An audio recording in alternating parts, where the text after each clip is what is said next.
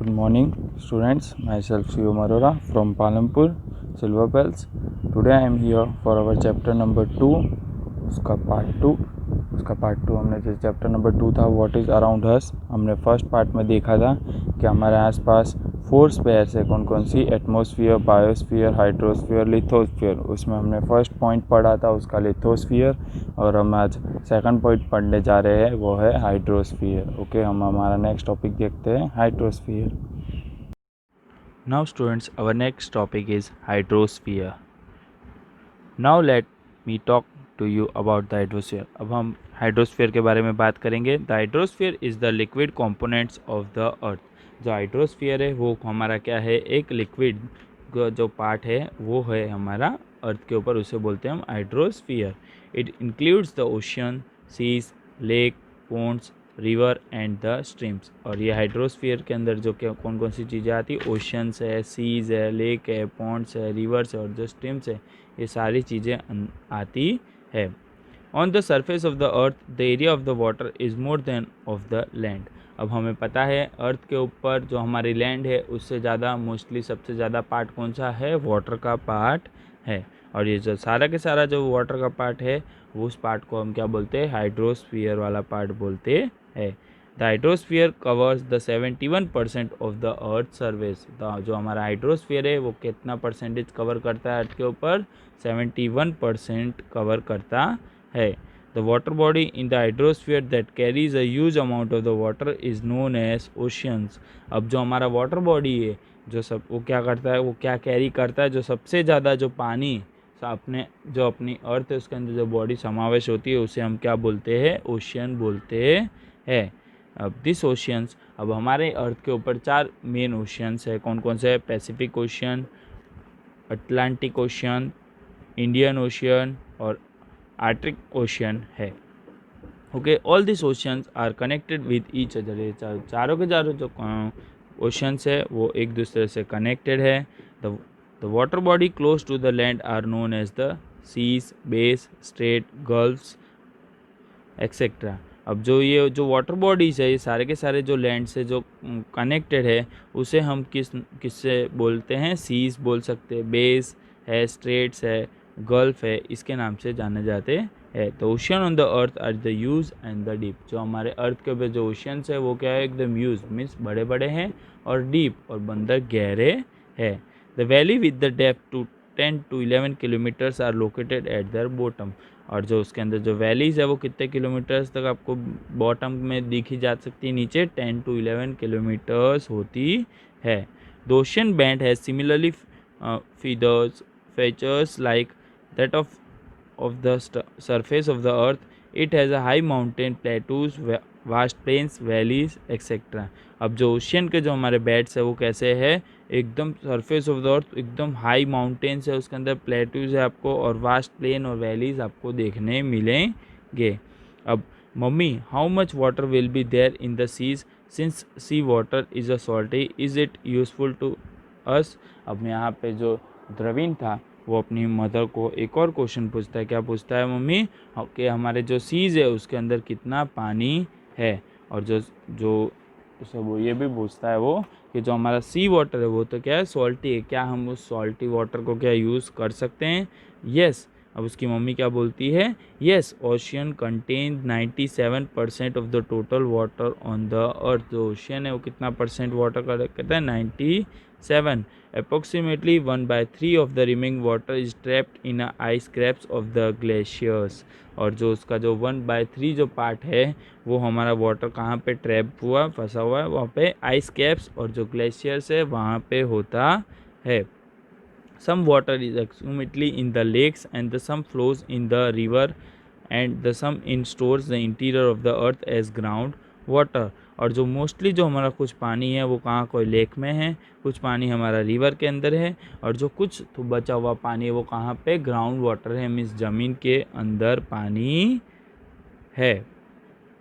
The amount of portable water is less. अब जो हमारा जो फिट फ्लोर वाला जो ड्रिंकिंग वाटर है, जो पीने वाला पानी, वो पानी बहुत ही कम है। मोस्टली पानी तो है हमारे अर्थ के ऊपर, बट जो ड्रिंकिंग वाटर है वो बहुत ही कम है। The fresh water is the precious, जो हमारे लिए लाइफ के अंदर सबसे ज़्यादा जो फ्रेश वाटर है, जो पीने का पानी, वो हमारी लाइफ के लिए क्या है, प्रीशियस है, क्योंकि बहुत कम है तभी। The fresh water is required by living beings for their extensions. अब हमें पता है कि अगर हमें हमारी लाइफ में जीना है तो हम पानी के बिना जी सकते हैं नहीं। यहाँ पे एक टाइम पे खाने के बिना रह सकते हो थोड़े टाइम के लिए, बट आप पानी के बिना रह सकते हो नहीं। The moisture for the rain which is main source of the fresh water comes from the ocean only. अब जो सोर्स है, जो हमें कहाँ से जो फ्रेश वाटर मिलता है, वो कहाँ से मिलता है, एक ही सोर्स है मेन जो हमारा, वो कौन सा है, रेन। और जो रेन के थ्रू हमें जो फ्रेश जो वाटर है वो हमें मिलता है। The valuable chemicals, minerals, salt, fish etcetera are found in the seas. अब सीज के हमें अंदर क्या क्या देखे जाता है, जो हमारे केमिकल्स है, मिनरल्स है, सॉल्ट है और फिश है, वो हमें सी में मिलती है। As we have living organisms on the land in the same way the seas and the oceans have the aquatic life inside them. जैसे कि हमारे रेगुलर हम लैंड के ऊपर जो हमारे अलग अलग लोग रहते हैं, सब है एनिमल्स अलग अलग रहते हैं, वैसे ही पानी के अंदर भी एक वहाँ पे एक्वेटिक लाइफ है। वहाँ पे जो फिश है, वेल है, बहुत सारी अलग अलग चीज़, उनके जीव जंतु है वो पानी के अंदर भी रहते हैं, जैसे क्रैब हो गया, टॉर्टोइज हो गए, बहुत सारी चीज़ें है। The tremendous force of the waves, tides, and the current of the oceans are the potential source of generating electricity. अब जो फोर्स, जो वेव्स के थ्रू जो हमारे एकदम फोर्स आता है, टाइड्स आते हैं जो ओशियंस के अंदर, उससे वो क्या है, एक हमारे लिए जहाँ इलेक्ट्रिसिटी प्रोड्यूस करने के एक साधन है, जिससे जो सोर्स हमने जो लगा रखे, जिससे हम वाटर से इलेक्ट्रिसिटी प्रोड्यूस करते हैं, वहीं से हमें, इसी वाटर से हमें क्या होता है, हमारी इलेक्ट्रिसिटी प्रोड्यूस्ड होती है। Beside this oceans are also useful as waterways. और जो हमारी जो ओशंस है वो भी यहाँ पे बहुत ही यूज़फुल होते हैं। Now students, our next topic is atmosphere. The sphere of air that wraps the earth from all the side is called atmosphere. अब जो हमारे एयर पूरे वर्ल्ड, अर्थ, जो पूरा हमारा अर्थ है उसको जो रैप करके बैठी, मीन्स पूरा जो ढक के बैठी, उसे हम क्या बोलते हैं, atmosphere. It extends up to 1600 kilometre from the surface of the earth. जो हमारा अर्थ का सरफेस है वहाँ से 1600 किलोमीटर्स तक इसका पूरा एरिया है। It can not be seen clearly with the naked I like the lithosphere and the hydrosphere. हम इसे हमारे नेकेड आइज के थ्रू हम इसे देख सकते हैं नहीं, जैसे हम हाइड्रोस्फियर और लिथोस्फियर को देख सकते हैं वैसे एटमॉस्फेयर को देख सकते हैं नहीं। The atmosphere is composed of a various gases, water vapour, dust particle, smoke, salt, micro organism etcetera. अब एटमॉस्फेयर के अंदर क्या क्या कंपोज्ड होता है, गैसियस है, गैस है, वाटर वेपर है, डस्ट पार्टिकल्स है, स्मोक है, सॉल्ट है, माइक्रो ऑर्गेनिजम्स है, ये सारी चीज़ें उसके अंदर कंपोस्ट होती है। The atmosphere is the colourless, odourless and the transparent solid liquid gaseous elements are include in the atmosphere. अब एटमोसफियर क्या है, कोई कलरलेस है, ऑर्डरलेस है, ट्रांसपेरेंट है, जो सॉलिड है, लिक्विड है या गैसियस एलिमेंट है, सारी चीज़ें एटमोसफियर के अंदर इंक्लूड होती है। It contains approximately the 78% nitrogen, 21% oxygen and the 1% other gases. अब एटमॉस्फेयर के अंदर क्या क्या आता है, 78% का नाइट्रोजन आता है, 21% का ऑक्सीजन आता है एंड 1% गैसियस आता है। When we go higher from the surface of the earth, the amount of the most of the gases in the atmosphere decrease. अब जैसे जैसे हम अर्थ से सरफेस ऊपर जाते हैं, अर्थ के सरफेस से ऊपर जाते हैं, वहाँ पे क्या होता है, हमारा एटमॉस्फेयर क्या होता रहता है, डिक्रीज होता रहता है। वहाँ जितना जितना आप ऊपर जाते जाओगे एटमॉस्फेयर आपका उतना कम होता जाएगा। The carbon dioxide gas is heavily, so it is found more in the lower layer of the earth. और यहाँ पे क्या होता है, कार्बन डाइऑक्साइड इतनी वहाँ पे ज़्यादा बढ़ जाती है, तो उसके कारण क्या होता है, आपका एटमॉस्फेयर भी कम होने लगता है वहाँ पे। Ozone gas comprised of very small portion in the air. और वहाँ पे क्या था, ओजोन, जो हमारे ओजोन की एयर है वो बहुत ही लो रह चुकी है, बहुत ही कम हो चुकी है वहाँ पे गैस के, जहाँ वहाँ पे ऊपर एयर में। And the gas absorb the ultraviolet rays from the sun and protect the earth from excessive heat of the sun। और जो ये हमारी गैस है वो क्या एब्जॉर्ब करती है, अल्ट्रावायलेट रेस एब्जॉर्व करती है जो सन में से आती है, और हमारे अर्थ की जो हीट जो जितनी ज़्यादा हीट आती है उससे प्रोटेक्ट करती है। This gas is more in a proportion in the air morning in the open ground and the air near the sea. अब आपको जो ये गैस जो देखने मिलती है मोस्टली कहाँ पे ज़्यादा मिलती है, मॉर्निंग में सबसे ज़्यादा ओपन ग्राउंड होता है वहाँ पे देखने मिलती है, नहीं तो कोई सीस होती है वहाँ पे आपको देखने मिलती है। अब gaseous like oxygen and nitrogen keep the living creatures on the earth alive. और जो ये गैस है ऑक्सीजन और नाइट्रोजन, इससे क्या होता है, जो भी हमारे लिविंग क्रिएचर्स है अर्थ के ऊपर उसे जिंदा रखते हैं। Nitrogen reduce the intensity of the oxygen, और जो नाइट्रोजन है वो क्या करता है, ऑक्सीजन की इंटेंसिटी बढ़ाता है। तो water is the most important components in the atmosphere, और जो वाटर का जो मेन पार्ट है हमारे एटमॉस्फेयर के अंदर, वो सबसे मेन पार्ट है, वही हम लिविंग क्रिएचर्स को जिंदा रखता है। Due to the heat the water in the form of the vapour evaporates and mix with the air which is known as the moisture. अब मॉइस्चर की यहाँ पे आपको बताया गया, मॉइस्चर क्या है, हीट के कारण जो भी वाटर आपका इवोपरेशन ऊपर होता है वो इवोपरेशन होकर सारा के सारा आपको एयर से मिल जाता है, और उसे हम क्या बोलते हैं, मॉइस्चर बोलते हैं। The process of cooling of a vapour is called the conductions. और जो प्रोसेस होती है वेपर की कूलिंग के साथ मिलने की, उसे हम क्या बोलते हैं, कंडक्शन बोलते हैं।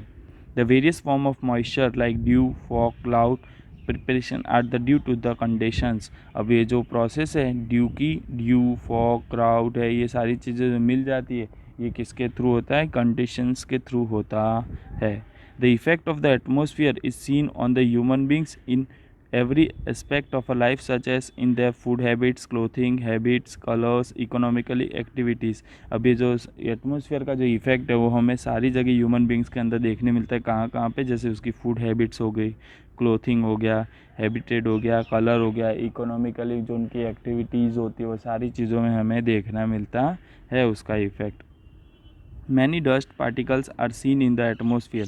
आपको देखने मिलता होगा मैनी डस्ट पार्टिकल्स आपको देखने मिलती होंगी एटमोसफियर के अंदर। Spreading of sunrays are visible due to their particles, और जो सनरे की जो स्प्रेडिंग होती है वो भी हमें विजिएबल होती है एटमोसफियर के अंदर। It is a due to the dust particle that it does not suddenly turn dark after the sunset and it does not suddenly turn bright after the sunshine. अब जो ये डस्ट पार्टिकल्स होती है आपको देखने मिलती है, अभी क्या होता है, इजीली टर्न ब्राइट हो जाती है। जैसे सनशाइन होता है तो जो पार्टिकल्स होती है हमें छोटी छोटी हमें ना सन के अंदर देखने मिलती है। अब जैसे ही सनशाइन हो जाता है तो उसके बाद हमें पार्टिकल्स देखने मिलती है नहीं, जो भी डस्ट पार्टिकल्स होती है वो। The sun rays are reflected back with the help of the dust particles on the surface of the earth. और ये जो सन रेज होती है वो भी क्या होती है, वापस से रिफ्लेक्ट बैक करती है। किसके थ्रू रिफ्लेक्ट बैक करती है, जो ये डस्ट पार्टिकल्स होते हैं अर्थ के ऊपर। And we receive the light of the sun, और उससे क्या होता है, जैसे वो रिफ्लेक्टेड होती है और उससे हमें सन की लाइट वापस से मिलती है। We are able to listen to the sound due to the presence of the atmosphere. हमें जो है साउंड सुनने मिलती है, जो भी आसपास की नेचुरली साउंड होती है, कोई भी बर्ड साउंड या कोई भी होती है, जैसे जो हवा भी चल रही है उसकी भी जो साउंड होती है, सारी हमें किसके थ्रू सुनने मिलती है, एटमोसफियर के थ्रू सुनने मिलती है। जैसे आप ये बर्ड की आवाज़ सुन सकते हो वैसे ही। That is why the radio and the Doordarshan telecast is possible. और उसी के कारण क्या होता है, दूरदर्शन और रेडियो का जो टेलीकास्ट होता है वो उसी का आपको इस एयर और एटमॉस्फेयर के थ्रू आपको मिलता है। ओके, आज बच्चों हमने आज क्या क्या पढ़ा, हमने हाइड्रोस्फीयर और एटमॉस्फेयर पढ़ा है, और जो हमारा लास्ट टॉपिक है वो हम पढ़ेंगे नेक्स्ट पार्ट में, वो है हमारा biosphere. Okay students, thank you.